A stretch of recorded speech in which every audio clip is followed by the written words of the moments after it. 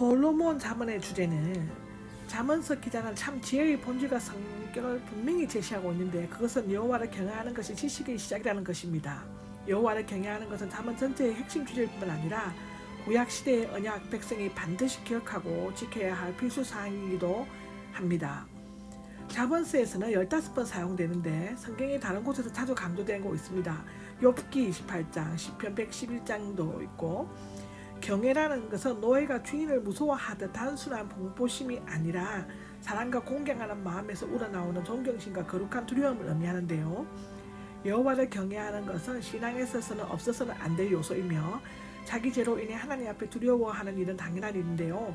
무엇보다도 여호와를 경외하는 자는 하나님을 자신의 창조자로 자신을 연약한 피조물이며 죄인임을 인정함과 동시에 그분만을 절대적으로 섬기게 된다고 합니다. 지식의 시작은 시간적인 시작이나 기원, 근본 원리 또는 출발점 등을 의미한다고 하고요. 따라서 지식의 시작은 하나님의 모든 지식의 기원이고 원칙, 최고의 지혜자이심을 말할 뿐만 아니라 또한 참된 지혜를 추구하는 자가 시작해야 할 출발점으로 나타내어지고 있습니다. 하나님을 경외하고 참된 지식을 가진 자들은 대조적으로 어리석은 자는 지혜와 교훈을 업신여긴다고 합니다. 잠언서에서 7번, 민수기 15장 31절에 나오고요. 느헤미야 2장 19절에도 나옵니다. 어리석은이라는 단어는 이 외에도 두 가지가 더 있는데 하나는 잠언의 49번, 우둔하고 고집이 세기 때문에 마음이 꽉 닫고 나태하며 근시안적이므로 다른 사람들의 말을 듣지 않으려고 한다고 나옵니다. 다른 하나는 잠언에 3번 나오는데 영적 인식력이 부족한 사람을 의미합니다. 여기뿐만 아니라 잠언 전체에도 두 종류의 인간이 대두되고 있는데 곧 하나님을 겸손히 경외하고 참된 지식을 얻는 자와 하나님 경외하기를 거절하고 자신들이 지혜와 훈계를 멸시하고는 거만하고 미련한 자라고 기록하고 있습니다. 지혜의 유익은 8절에서 34절까지 기록되어져 있습니다. 본서의 첫 번째 대목, 첫 번째에서 독자의 의욕을 돋우는 부모 지혜에 있는 말씀들과 훈계를 듣고 실천하도록 하고 있는데요. 저자는 이 말씀들과 훈계가 다른 어떤 방식보다 우선되어야 된다고 생각하고 반드시 순종해야 할 것을 강력히 요청하고 있습니다. 아버지의 훈계를 잘 듣고 어머니의 가르침을 저버리지 마라. 8절 9절에 나오죠. 여기에 아들은 솔로몬의 아들들, 즉 르호보암, 아비암 등이었던지 또는 비교육자인 제자들을 의미한다고 볼 수 있습니다. 아버지의 훈계는 매질을 포함하여 격한 징계와 훈련 그리고 어머니의 가르침은